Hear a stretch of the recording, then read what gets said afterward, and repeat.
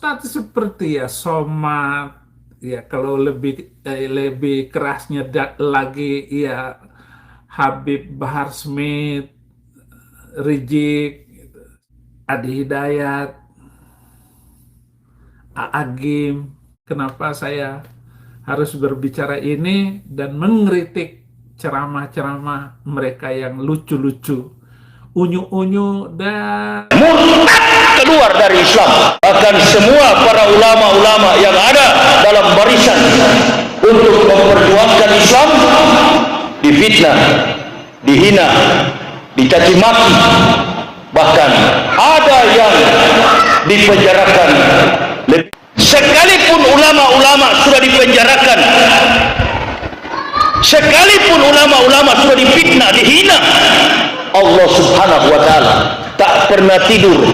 Ada yang mengatakan 300 ayat Al-Quran harus dihapuskan, harus dihilangkan. Murtad keluar dari Islam, namanya. Bukan itu yang turun, celana dalam yang turun. Itu agamanya apa itu? Agamanya apa? Oh, Islam ya.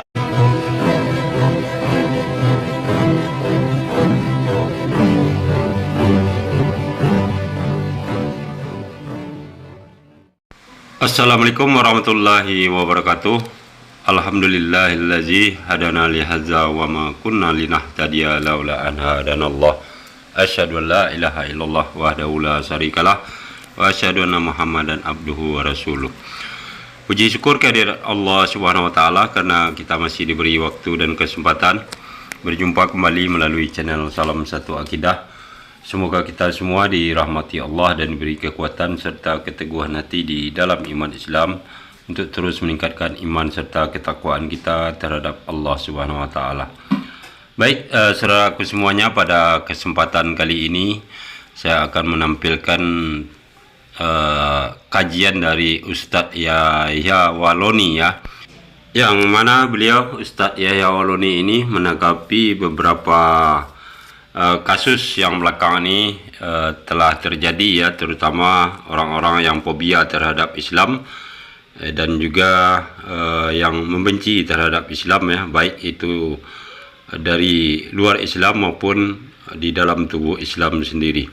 Nah, terutama di sini Ustadz Yahya Waloni akan memberikan tanggapannya terhadap seorang murtadin yang tidak asing bagi kita, yaitu Saifuddin Ibrahim ya, yang selalu mengeluarkan kata-kata kotor penuh kebencian, menghina serta melecehkan para ulama ya, dan juga melecehkan kitab suci Al-Quran, sehingga dia harus melarikan diri ke Amerika ya, walaupun sudah ditetapkan sebagai tersangka oleh pihak kepolisian.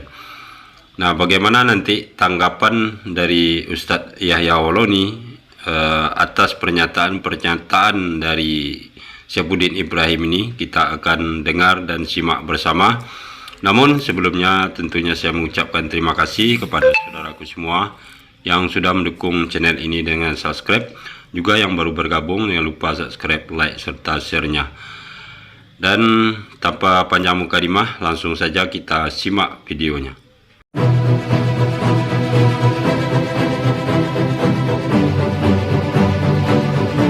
15 tahun ini saya tinggalkan keyakinan itu karena tidak ada harapan bagi saya untuk membangun kehidupan sosial kebangsaan dengan ajaran Bang Mamat.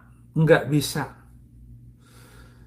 Paling saya akan menjadi ustadz seperti ya Somad, ya kalau lebih kerasnya lagi ya Habib Bahar Smith, Rizik, gitu, seperti yang sudah saya lakukan selama ini.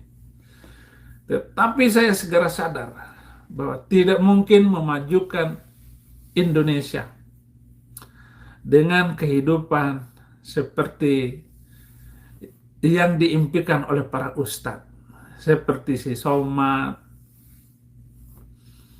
Habib Rizik, Bahar Smith, Adi Hidayat, Agim, nggak bisa karena tidak ada sejarahnya. Tidak ada sejarahnya sebuah negara maju karena agama gombal-gambul. Nggak bisa, saudara-saudara. Nah, itu dia tadi sekilas ucapan dari Saifuddin Ibrahim ya, yang selalu mengandung unsur kebencian terhadap Islam, terutama kepada para ulama kita, seperti yang disebutkannya barusan ya.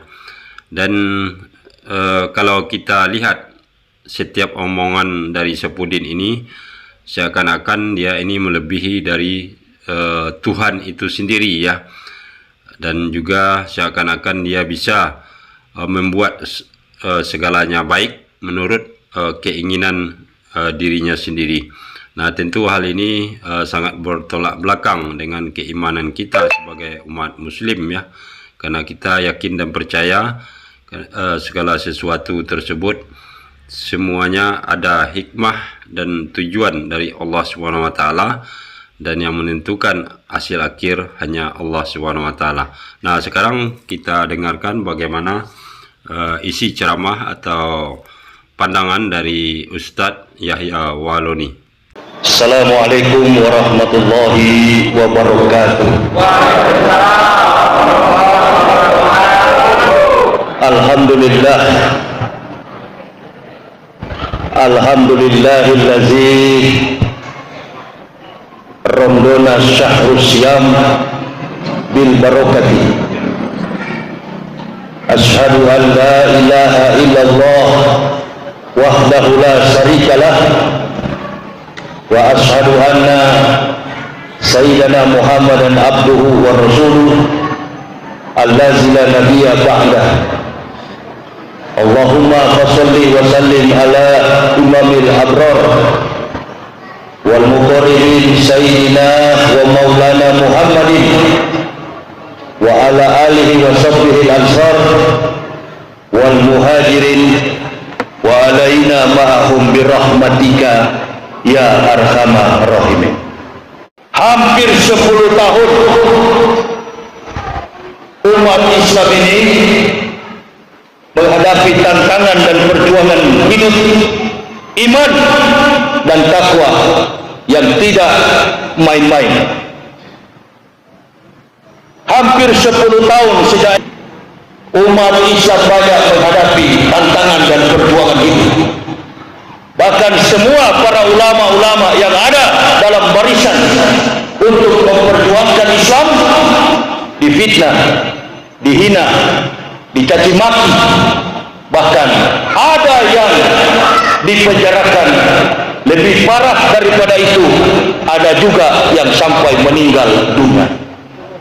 Ini semua adalah pukulan, ini semua adalah ujian yang Allah berikan kepada umat Islam. Sekeras apapun ujian yang Allah berikan, tantangan apapun, lama atau cepat, insya Allah satu waktu dunia ini akan berubah. Alhamdulillah, perubahan itu sudah terlihat. Tahun 1443 Hijriah atau Ramadan pada tahun 2022 tampak jelas perjuangan umat Islam sudah menunjukkan tanda-tanda kemenangan. Amin ya Allah ya Rabbal. Tanda-tanda perjuangan umat Islam sudah mulai nampak. Kalau antum, saya dan seluruh umat Islam sudah tidak mampu,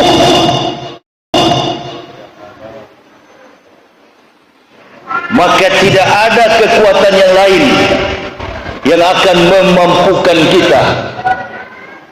Saya sering mengatakan, kalau ibu bapak sering nonton film Popeye the Sailor Man, film kartun Popeye the Sailor Man, Popeye seorang pelaut. Kita melihat Popeye berhadapan dengan lawannya bernama Brutus. Lawan daripada Popeye adalah Brutus. Demi mendapatkan seorang wanita bernama Olive, maka mereka harus berkelahi. Popeye orangnya kecil dan tidak punya kekuatan kemampuan apapun secara fisikal. Artinya secara materi Popeye tidak mampu secara fisik, dia tidak mampu. Tetapi ketika dia meminum sayur bayam, maka Popeye menjadi kuat dan mengalahkan Brutus. Makna yang tersirat dari film kartun ini menunjukkan apabila umat Islam sudah tidak mampu berjuang atas agama dan kemaslahatan hidupnya, jangan pernah lupa ada satu kekuatan yang sangat dahsyat. Fa innama yaqulu lahu kun fayakun. Kalau Allah sudah berkehendak jadi, maka jadilah. Jika Allah sudah berkeinginan mempunyai rencana, dengan segala macam kemampuan analisa logika kita tidak mampu menjebak pemikiran kekuasaan Allah Subhanahu wa ta'ala. Maka kita harus bersyukur. Sekalipun ulama-ulama sudah dipenjarakan, sekalipun ulama-ulama sudah difitnah, dihina, Allah Subhanahu wa ta'ala tak pernah tidur. Ibu bapak, saudara-saudaraku rahimakumullah, Allah selalu mengawasi setiap perjalanan kehidupan umat manusia, baik yang beriman, baik yang tidak beriman, kafir kepada Allah. Allah selalu menyeleksi.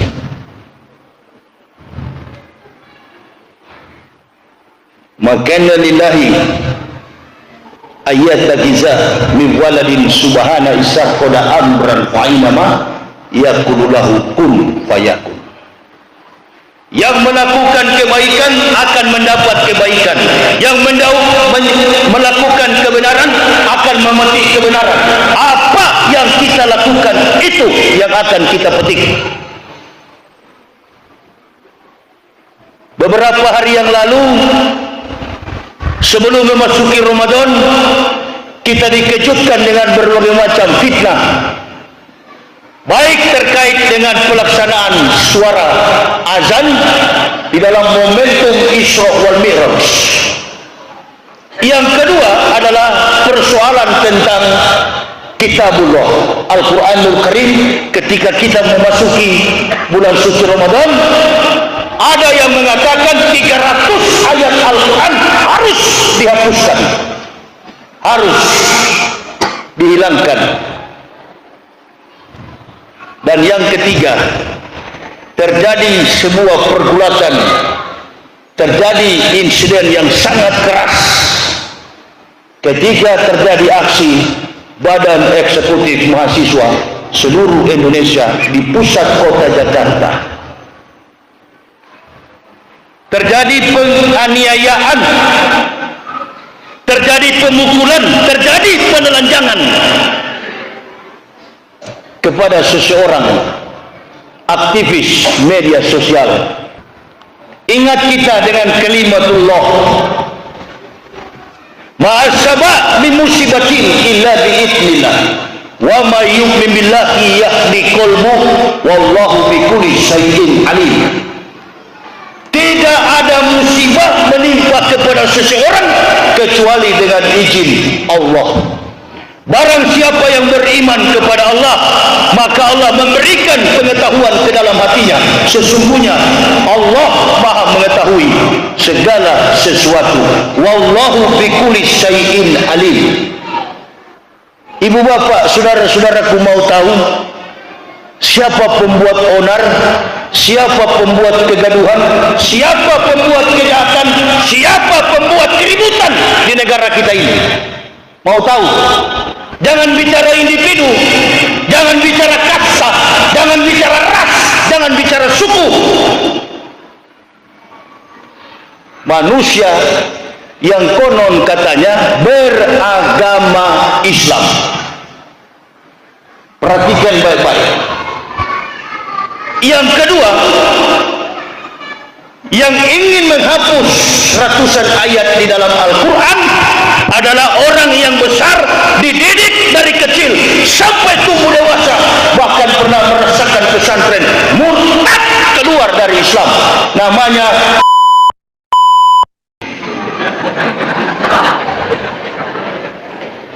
sekarang si tai ini sudah lari ke Amerika. Begitulah watak orang dari muslim jadi kafir. Ibu bapak, saudara-saudaraku, makanya selemah apapun keimanan kita, susah apapun, miskin bagaimanapun, sekali engkau mengucapkan syahadat sampai masuk ke dalam liang kubur, antum tetap muslim. Kita sering dengar ucapan khotib, ya ayyuhalladzina amanut taqullaha haqqa tuqatih wa la tamutunna illa wa antum muslimun. Hidup dan mati kita untuk Islam. Jangan sampai kita mati dalam keadaan kafir. Dari kecil dididik dalam Islam sampai besar murtad keluar dari dalam Islam. Ini merupakan sebuah conclusion. Ini adalah kesimpulan. Ternyata dosa yang melanda Indonesia ini, yang memperburuk citra Islam, yang merusak perjalanan kaum mukmin ke depan, bahkan yang memerosotkan keimanan kaum mukmin. Bukunya Muhammad Abduh, Al-Islamu Mahjubun bil Muslimin. Orang Islam dirusak oleh orang Islam sendiri.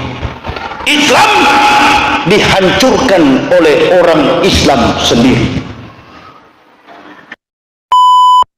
Agamanya apa? Oh, bukan Kristen ya? Bukan Hindu? Bukan Buddha? Islam. Ini asal agamanya adalah Islam.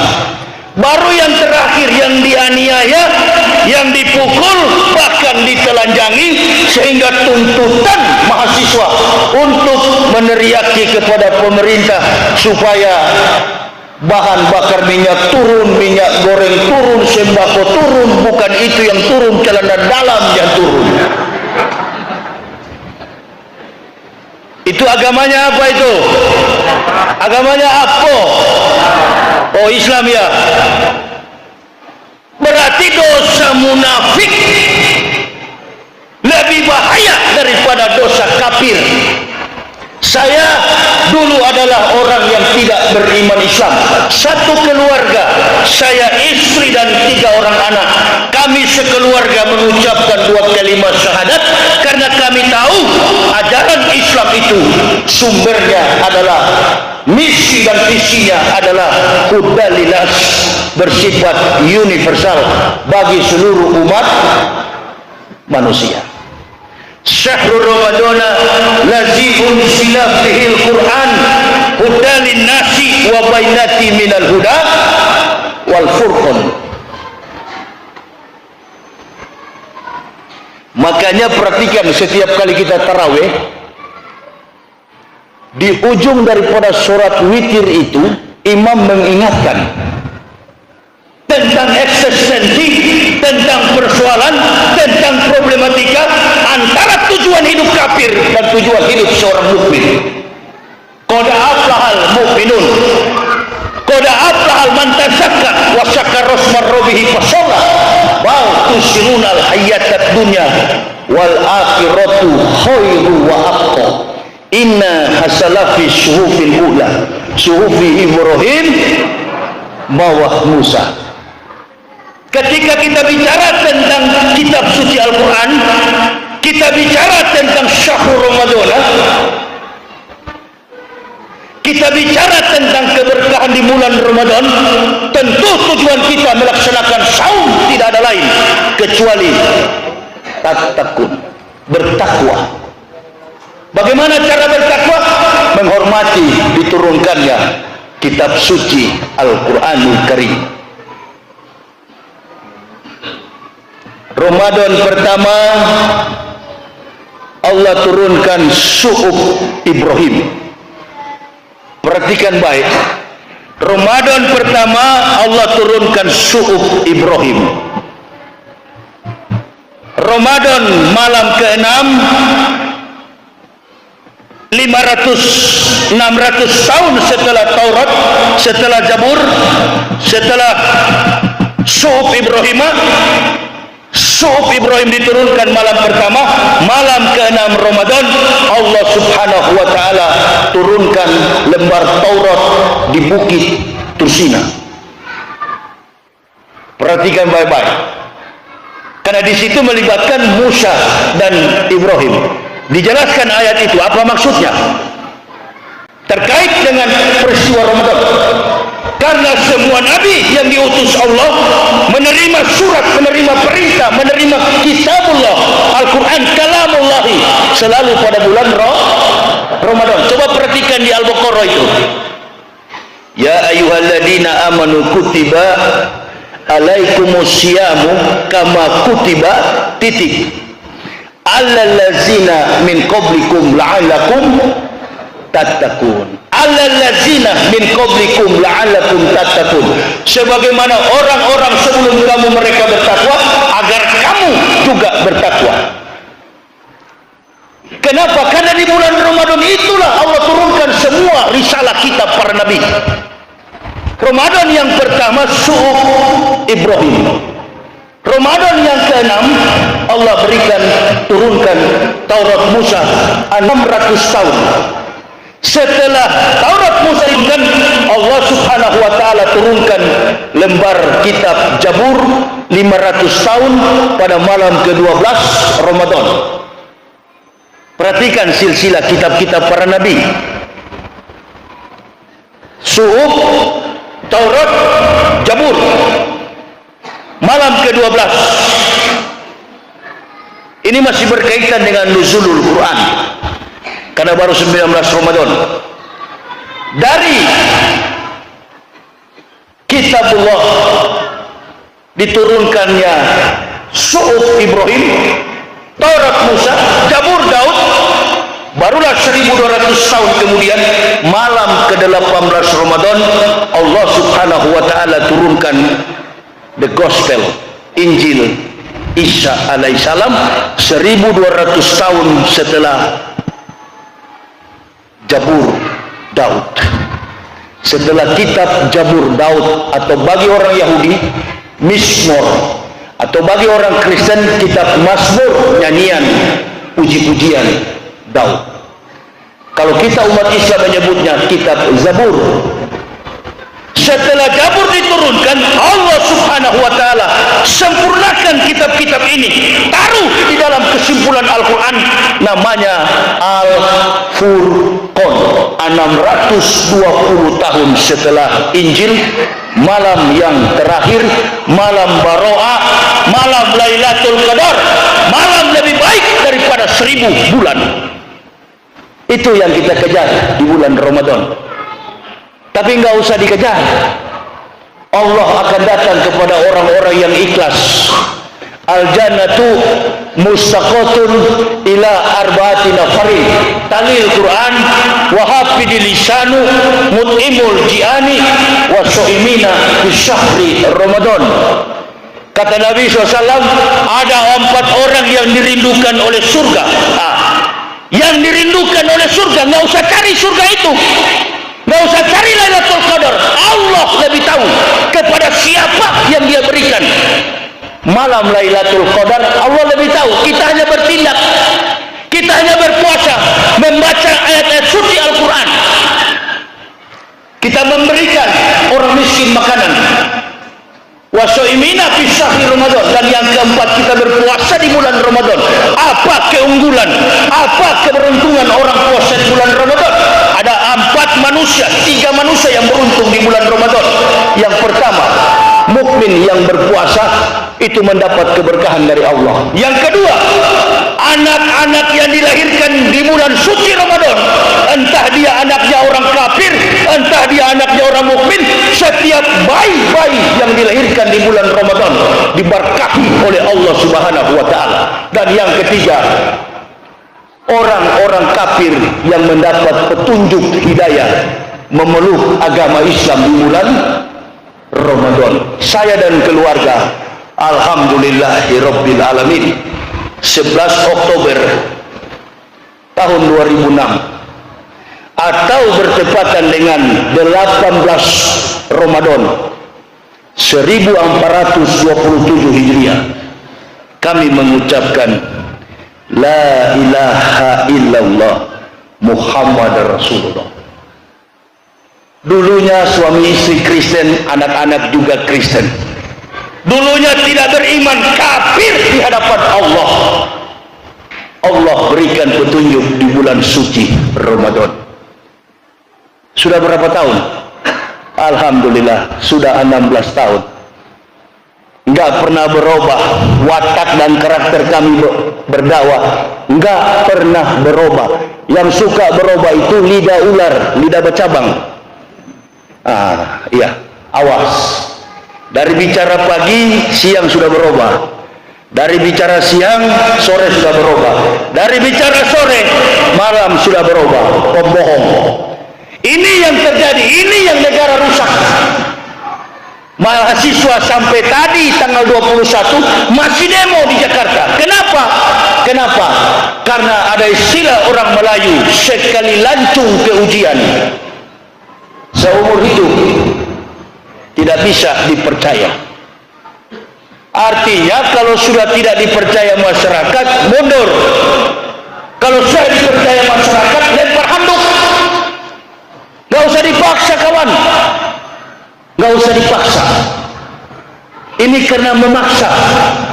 Sama dengan sekelompok-kelompok kecil umat Islam suka memaksakan Allah untuk paksa ke surga. Nggak usah ambisi masuk surga, nggak usah ambisi jadi pemimpin, nggak usah ambisi untuk menguasai institusi manapun.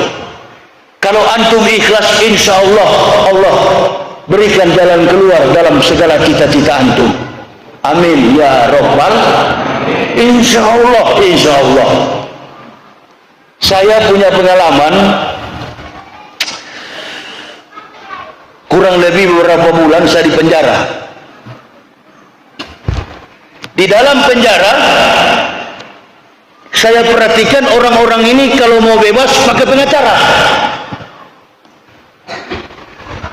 Saya terus pikir-pikir, dosa apa, maksiat apa, kejahatan apa yang kami buat? Kami berceramah. Tuntutan orang Kristen, Roh Kudus saya katakan itu di pengadilan. Kitab Kristen Matius, Markus, Lukas, Yohanes saya robah.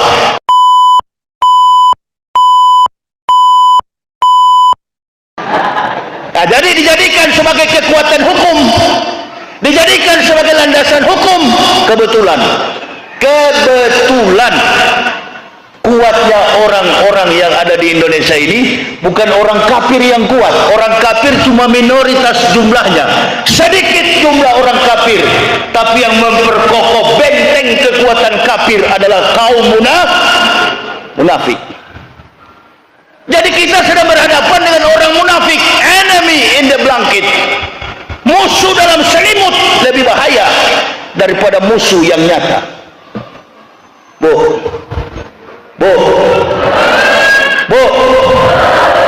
kira-kira ente lebih bahaya hadapi tetangga atau hadapi suami? Hadapi tetangga atau suami? Suami menghadapi istri atau tetangga?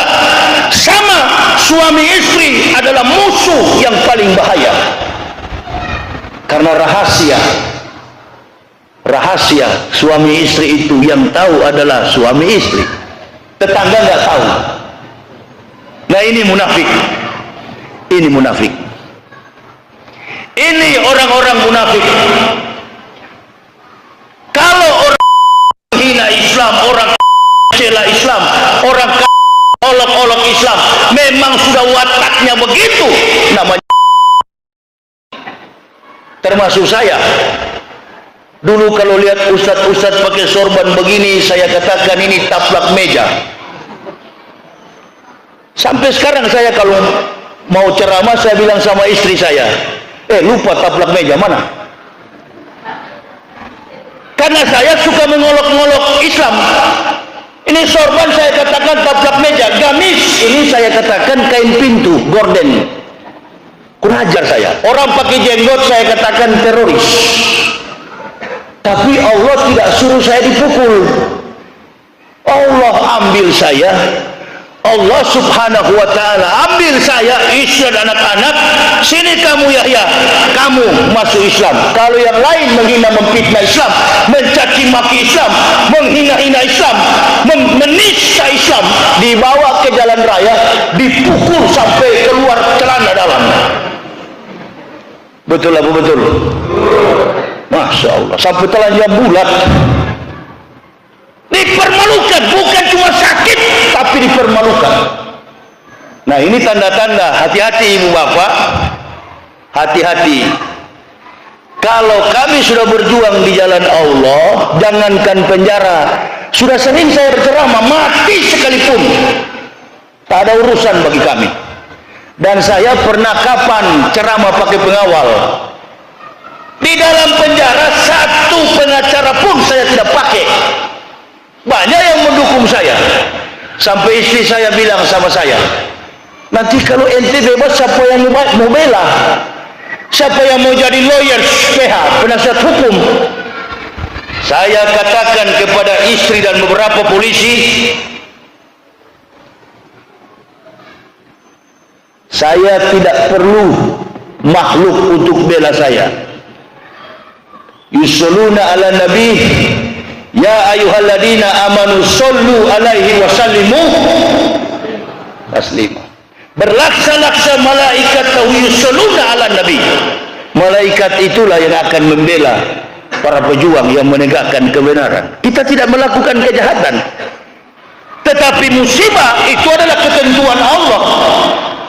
Kalau Allah tempatkan kita di penjara, Allah kasih rezeki, Allah kasih maut, Allah kasih penderitaan, alhamdulillah. Orang Islam saja yang tidak maksiat, yang tidak munafik, yang lurus-lurus dalam iman, orang Islam yang soleh, orang Islam yang solehah, diuji oleh Allah, menderita siksa. Apalagi kurang ajar, apalagi munafik, mati kau. Nggak ada sisa itu, habis kamu. Nggak ada sisa itu, nggak ada, cuma tunggu waktu. Coba-coba ibu bapak munafik terhadap agama ini. Saya orang yang suka menghina Islam. Umar bin Khattab, Abu Bakar Siddiq, semua sahabat Nabi suka mencela Islam. Ujung-ujungnya mereka memeluk agama Islam. Orang-orang yang keras menentang Islam, Allah ketuk pintu hati mereka. May yahdillahu fahuwal muhtadin wa may yudlil faulaika humul khasirun. Allah berikan kepada mereka petunjuk dan mereka disebut sebagai muhtadin, orang yang mendapat petunjuk. Bukan murtadin. Kalau murtadin orang yang keluar dari Islam. Kami disebut sebagai muhtadin, orang yang mendapat Islam. Ini si ngomong di mana-mana. Ada juga satu ustadz kalau berceramah suka-suka muji-muji. Bahaya katanya. Bukunya mengancam Indonesia. Dalam satu hari si hanya mengislamkan 150 orang Islam. Mana buktinya? Kalau Muhammad Yahya Waloni mengislamkan orang sudah ribuan. Bahkan di dalam penjara sekalipun. Tanya di podcast dengan Deddy Corbuzier, Deddy yang tanya. Katanya di penjara Ustadz banyak islamkan orang. Iya, kalau nggak dibebaskan saya islamkan.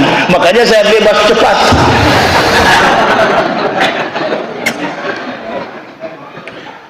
Di penjara saya imam, di penjara saya khotib, di penjara saya tausiah. Mana ada Mabes Polri di dalam penjara membangun masjid di dalam penjara? Nggak ada. Mabes Polri mendirikan masjid di luar penjara, di Mabes, di markasnya. Tapi di penjara Mabes Polri tak ada masjid. Datangnya Habibana Muhammad Rizik Syihab, kelompok-kelompok Front Pembela Islam, Habib Ali, Habib Idrus, Maman Abdurrahman, Panglima FPI, kemudian si siapa ini? Kiai Haris, menantunya Habibana, Ustaz Sobri. Mereka di blok narkoba, saya di pidana umum. Dibangun 2 masjid. Yang tadinya umat Islam tak mau sholat silakan, tidak mau sholat silakan. Begitu berdiri 2 masjid, terbina keimanan orang Islam. Ya kami di situ, kegiatan kami sama dengan di luar. Berdakwah, khutbah, ceramah, tausiah singkat di dalam penjara. Itu tujuan kami. Cuma lingkupnya kecil karena di dalam penjara. Itu dia. Tapi kami membaur dengan segala macam agama di dalam penjara. Orang Kristen, orang Hindu, orang Buddha, orang Islam. Karena sudah jadi miniatur kecil di dalam penjara itu. Sudah saling tegur sapa. Bahkan waktu Desember kemarin, mereka mau mendirikan pohon terang, pohon Natal itu. Sudah mau sampai tanggal 25, tanggal 25, 24 malam. Rupa-rupanya tidak ada muslim yang berani kasih izin. Datang Pak Imam ke saya. Pak Ustadz, kenapa Pak Imam? Minta tolong Pak Ustadz. Minta tolong apa? Tidak usah nangis. Minta tolong Pak Ustadz. Itu orang-orang Kristen mau pasang pohon Natal. Boleh nggak? Ya boleh, ini hari mereka. Siapa bilang tidak boleh? Boleh. Ini Natal mereka, hari mereka, boleh di dalam penjara. Ini bukan di dalam masjid, ini dalam areal penjara. Boleh. Boleh, silakan boleh. Waduh, alhamdulillah. Sekarang saya kira Pak Ustadz mau marah. Boleh. Silakan bangun masjid. Silakan bangun, dirikan pohon Natal. Masjid sudah kita bangun. Setiap hari Minggu mereka beribadah ke gereja mereka. Tidak saling mengganggu. Makanya saya ada kesadaran. Iya betul juga. Roh Kudus, saya bilang Roh Kudus minta maaf ini. Datang kiai sebagai saksi ahli.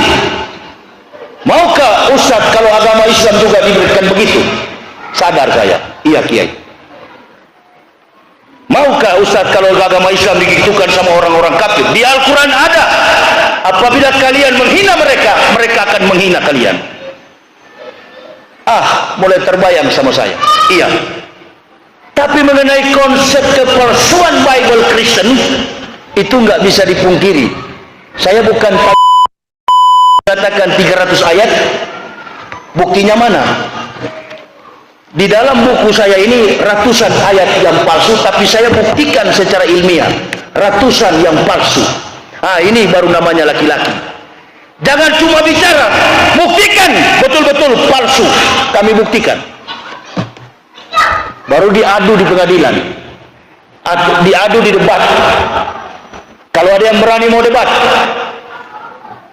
nggak ada yang berani, cuma berani berkoar-koar di media sosial. Nggak ada yang berani. Hanya berani memfitnah, hanya berani menghina. Allahu Akbar. Dijawab oleh Allah dalam penjara. Orang lain mendapatkan pasal yang sama, dihukum bertahun-tahun. Bahkan sudah bayar kiri kanan, dihukum. Sudah pakai pengacara. Saya ditawarkan pengacara A, pengacara B, pengacara jaksa agung, pengacara polisi. Saya tolak. Bahkan umat Islam banyak membela. Saya katakan urusan seorang ulama di penjara itu adalah urusan Allah. Kalau kita masuk penjara karena kebenaran, nanti Allah yang keluarkan kita, lama atau cepat, insya Allah. Yang lebih tahu itu adalah hakim di atas hakim. Hakim yang penuh dengan keadilan di atas keadilan, pengadilan di atas pengadilan.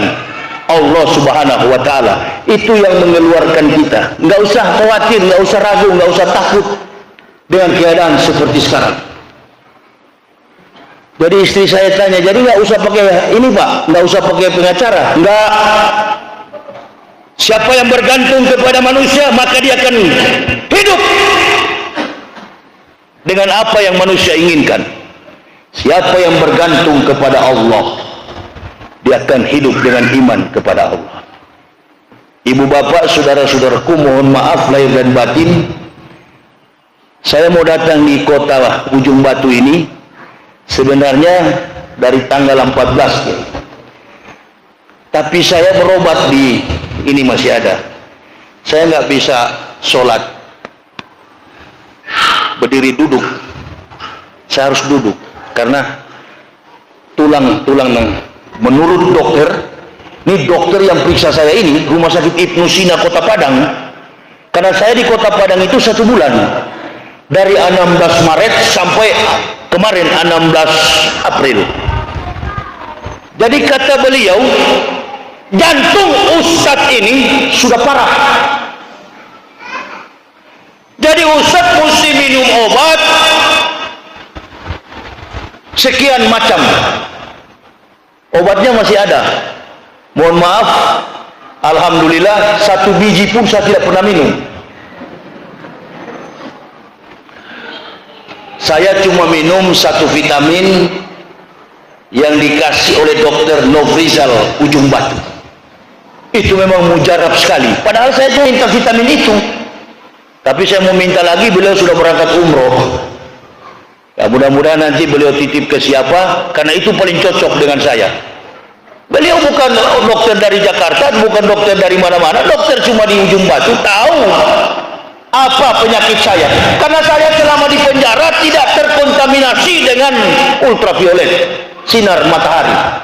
Penjara kami di bawah tanah. Berbulan-bulan tidak kena sinar matahari, ya sakitlah orang. Ustadz paling pakai ini aja, Ustadz sembuh. Dokter sudah bilang, 1, ini bulan puasa, Ustadz sebaiknya jangan dulu saum, jangan dulu puasa. 1.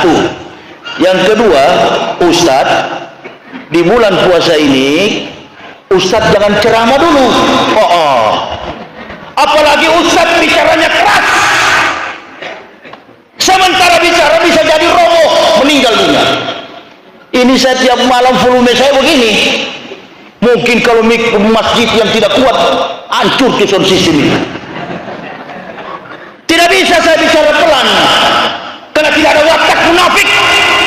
Wataknya memang begini, petarung di atas mimbar. Nggak bisa dibuat-buat, nggak bisa. Nggak, kalau AA, BB, CC nggak bisa berubah. Sampai ke liang kubur tak akan berubah. Pakai alat saya sampai sekarang.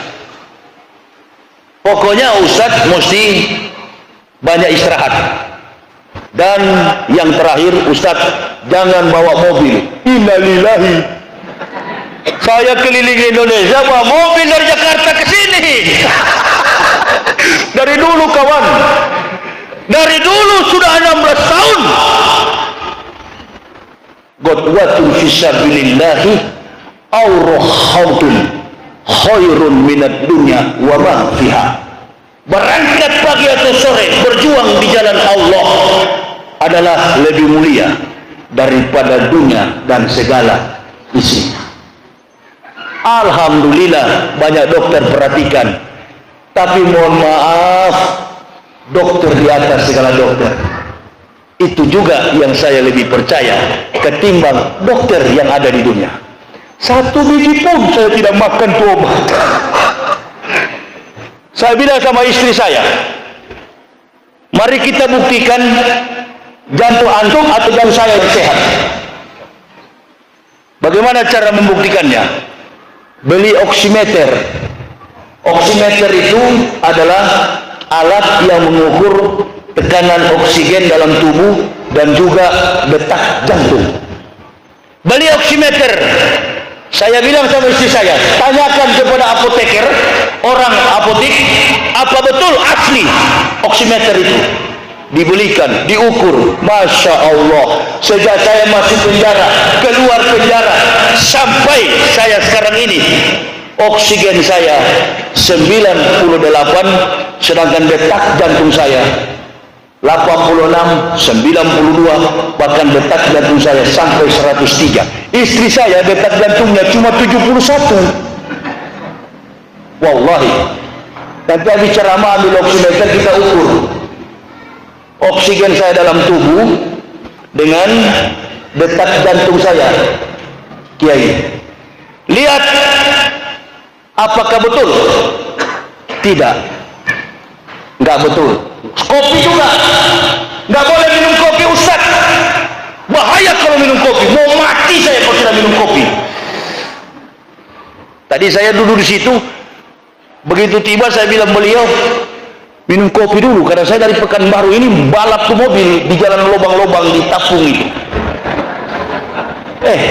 Belum sempat tidur dari tadi malam, belum sempat tidur, makan sahur, ceramah subuh, langsung kemari. Tidur berapa jam, langsung datang ke sini. Rupa-rupanya yang bikin sehat saya adalah sahur Ramadan, puasa di bulan Ramadan. Bukan cuma surga yang dijadikan, kesehatan jantung pun sembuh. Amin ya Allah ya Rabbal. Nanti kalau datang ke sini bilang penyakit jantung, aduh tolong. Penyakit apa saja, bahkan tidak ada penyakit, jangankan musibah. Wa ma kana lin nafsin an tamuta illa biidznillah, kitab muwajalah. Bukan cuma musibah, mati sekalipun Allah yang menentukan. Illa biidznillah. Nah itu ibu bapak, di sini kita harus beriman. Beriman kepada Allah, beriman kepada Rasulullah, beriman kepada Islam. Kenapa? Karena di depan kita bahaya selalu menanti, di depan kita kematian selalu menanti. Itu yang kita pikirkan. Jangan dulu surga, jangan dulu surga. Surga terlalu jauh, pengadilannya belum datang di mahsyar. Tapi bagaimana kita mendidik anak cucu kita? Sulit membedakan mana orang beriman, mana orang kafir di Indonesia ini. Sulit membedakan mana orang beriman, mana kafir. Karena ada orang kafir sudah seperti orang beriman sudah jadi seperti kafir. Ini yang bahaya sekali. Kita bersyukur, semakin orang menjelekkan Islam. Ibu bapak mau tahu, di Pulau Jawa baru kemarin satu gereja masuk Islam, gerejanya berubah jadi masjid, dibeli sama mualaf. Jadi gereja mualaf dengan nama gereja Isa Al-Masih. Gereja Isa Al-Masih di mana? Di Klaten. Baru diresmikan Ramadan pertama, langsung diresmikan dengan sholat tarawih. Dibeli oleh para mualaf. Namanya gereja Isa Al-Masih. Nonton aja di YouTube. Gerejanya salibnya dicopot.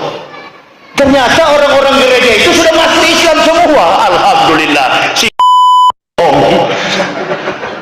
percaya mulut. Allahu Akbar. Kemana-mana kami Islamkan orang. Di atas pesawat pun saya Islamkan orang, apalagi cuma di darat. Nah ini kawan-kawan saya di Klaten, di Jawa, di Solo, di Jawa Tengah, Islamkan satu gereja. Pak Kades bayangkan, gereja jadi apa? Gereja jadi masjid. Nama masjidnya Isa Al-Masih. Baru beberapa hari Pak Kades, bukan beberapa tahun, langsung dibayar kontan jadi masjid. Jadi nggak usah percaya sian orang Kristen percaya Allahu Akbar. Nanti lihat permainan ini. Kalau Allah yang balik nih bola ini, mengerikan ibu bapak, saudara-saudara. Mengerikan. Bukan cuma babak belur, bukan cuma sakit. Kalau Allah yang berperkara, kalau Allah yang merencanakan musibah, awas, hati-hati. Hati-hati. Kezoliman ini sudah nampak di depan mata, dan sekaligus kemenangan umat Islam juga sudah di depan mata. Tangisan ibu-ibu, tangisan anak-anak yatim. Ada 4 orang yang menertibkan dunia ini. Ada 4 orang yang menertibkan dunia ini. Yang pertama, bi ilmi ulama'i, ilmu para ulama. Yang kedua, bi adlil umaro, adilnya pemerintah. Yang ketiga, bi syakwatil akhniya, kedermawanan orang kaya. Dan yang keempat, bi da'watil fuqara'i, doa orang-orang miskin. Awas, bahaya sekali dunia ini. Isyara salasa asnafin minanasi wahum. Tapi di balik hadis itu, Nabi sallallahu katakan, Nabi sallallahu alaihi wasallam bersabda, berhati-hatilah dengan 3 manusia di antara kamu. Yang pertama, al ulamaul gofilun, ulama yang lalai. Al ulamaul gofilun. Yang kedua,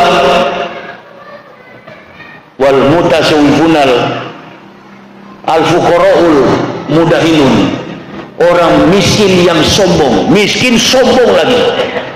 Sudah miskin sombong. Dan yang ketiga, wal mutasawwifunal jahilun, orang sufi yang bodoh.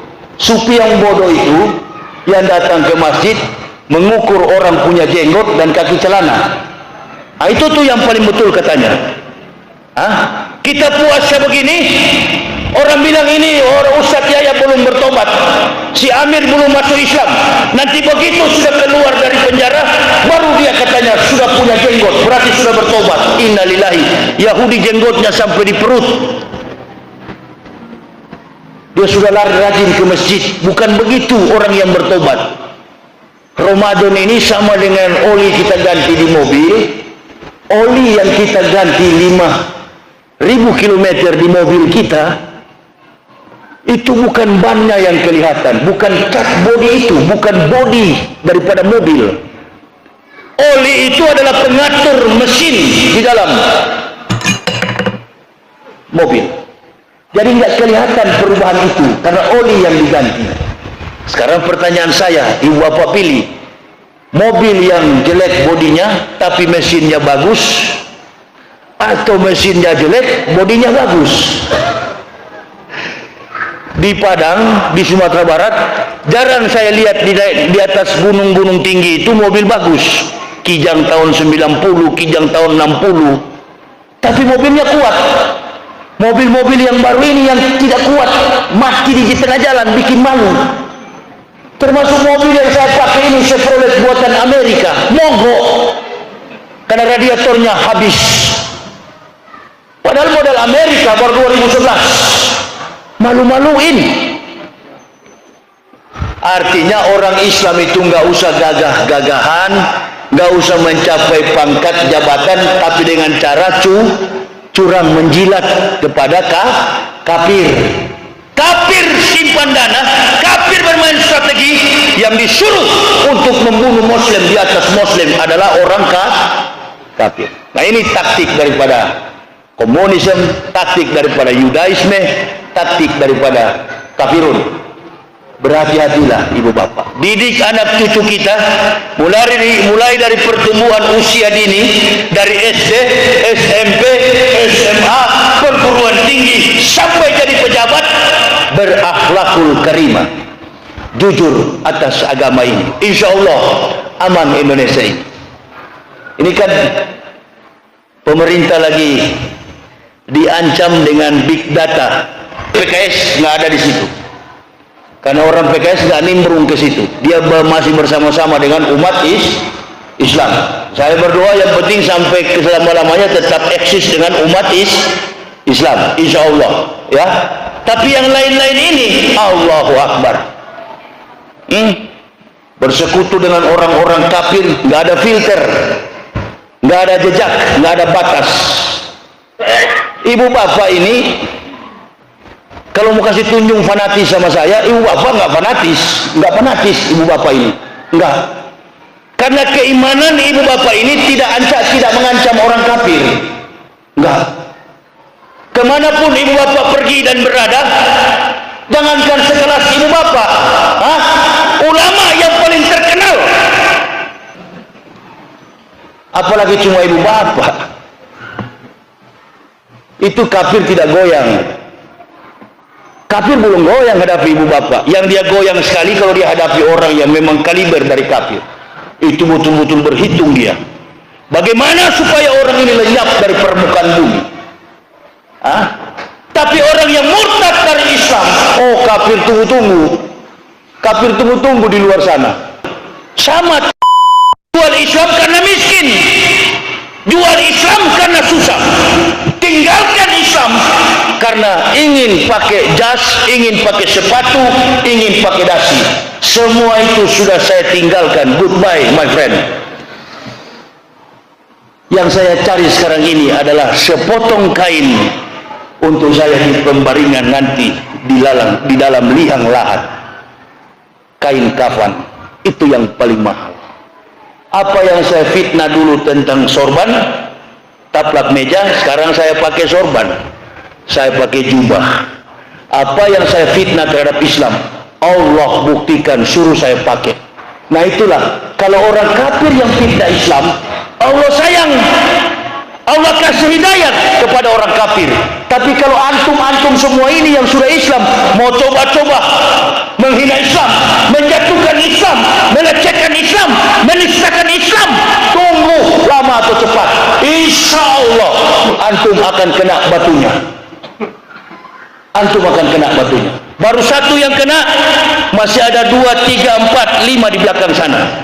Lama atau cepat antum akan kena. Pejabat-pejabat pun yang coba-coba bermain dengan agama ini, lama atau cepat, kalau dia lolos, insya Allah anak cucunya tak akan lolos.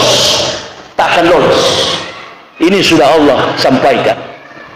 Dan ingat, kalau pembalasan Allah terjadi, hati-hati ibu bapak, keras sekali, keras, sungguh keras. Tapi kalau Allah mau sayang kita, kalau orang kafir nggak tahu apa-apa dia, ibu bapak pergi bertamu kepada Pak Kepala Desa. Sampai di rumah Kepala Desa, disuguhkan kopi. Datang anak umur 2 tahun, Kepala Desa punya anak, kopi itu ditabrak, jatuh. Ibu bapak tersinggung atau tidak? Anak umur 2 tahun nabrak kopi, kopi jatuh. Insya Allah, kalau saya yang bertamu, saya tidak tersinggung karena anak yang menabraknya umurnya baru 2 tahun. Tapi kalau yang nabrak kopi itu istrinya Pak Kades, bagaimana kira-kira asumsi pemikiran ibu bapak? Anak-anak kecil tadi itu maksudnya menggambarkan kredibilitas eksistensi keberadaan orang kafir, sedangkan orang dewasa itu menggambarkan orang mukmin yang tadinya Islam sudah tahu kebenaran, pura-pura tidak tahu. Kalau kafir yang berbuat, Umar bin Khattab, kejahatan apa yang beliau tidak lakukan? Fatimah, apa di tanganmu? Su'ub Umar, sini, dirobek sama Umar. Mendapatkan surat Al-Ikhlas, Umar ucapkan La ilaha illallah. Umar masuk Islam. Muhammad Rasulullah. Orang Eropa, orang Amerika, para saintis, makanya kalau ada orang mengatakan apa itu ajan seperti diilustrasikan seperti suara gonggongan anjing, ini berarti tidak tahu bagaimana para astronot, bagaimana orang-orang Eropa, bagaimana kaum saintis, bagaimana angkasawan mengucapkan 2 kalimat syahadat. Mereka hanya mendengarkan hayya rasulullah, hayya alal falah. Dunia ini gelap, cuma 2 kota yang bercahaya, Makkah dan Madinah.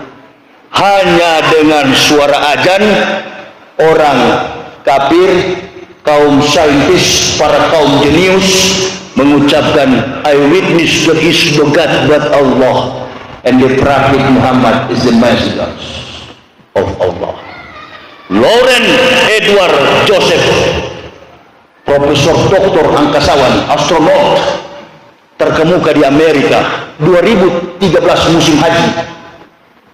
Beliau mengatakan dalam sebuah koran terkenal di Amerika, New York Times, Lawrence Joseph mengatakan, kami berhutang kepada umat Islam, andai mereka tidak tawaf dan sholat 5 waktu, maka berhentilah putaran bumi ini, karena superkonduktor yang berpusat di Hajar Aswad tak lagi memancarkan gelombang elektromagnetik. Ternyata setelah ditelusuri oleh Lawrence, Hajar Aswad, batu hitam itu adalah batu meteor yang mengandung kadar logam 23.000 kali lebih tebal dari baja yang ada. Allahu Akbar. Kebanggaan apa? Banyak lagi, ribuan jutaan Islam bukan hanya berisikan tentang surga dan neraka di dalam Al-Quran, tetapi isi daripada Al-Quran berisikan tentang fakta-fakta sains and technology. You converts para ilmuwan, tapi nanti ada beberapa jadwal, insya Allah akan saya ungkapkan secara ilmiah. Jadi Pak Yak, jangan dulu hina azan. Lihat orang-orang pintar masuk Islam karena azan. Orang-orang jenius, orang-orang astronot, 5 kali dalam sehari tidak ada frekuensi suara dari bumi menembus bulan, tapi dalam satu hari suara itu nampak dari Makkah dan Madinah. Suara azan. Jangan dilarang, itu dosa besar. Insya Allah lama atau cepat, insya Allah umat gak usah balas, umat tetap berdoa, umat tetap istiqomah. Bersyukur kita sekarang sudah dibukakan pintu oleh Allah, kita sudah boleh tarawih di Makkah dan Madinah, orang sudah bisa melaksanakan umrah, dan insya Allah haji dia akan datang bisa dilaksanakan. Himayatan lil hajj wa sadaqa wa'dah allazi jahada billahi haqqa jihadihi wa badal juhda. Dilaksanakan jihad fisabilillah. Mudah-mudahan. Amin ya Allah ya Rabbal. Itu disyukuri ya.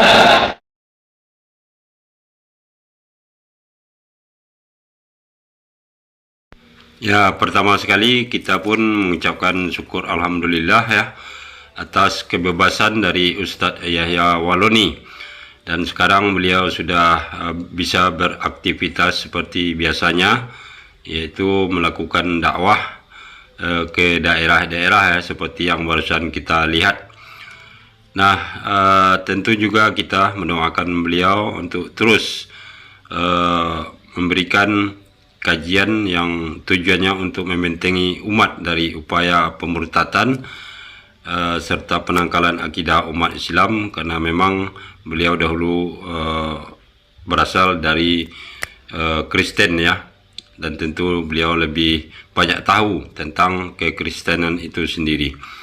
Nah, mengenai tanggapan yang disampaikan oleh Ustadz Yahya Waloni tadi, tentu itu sangat bermanfaat bagi kita semua ya, yang pada intinya beliau menyampaikan bahwa betapapun besar cobaan yang dialami oleh umat Muslim dengan berbagai macam kejadian ya, ataupun dari berbagai arah datang bertubi-tubi menerpa kepada ulama kita dan juga umat Muslim kita.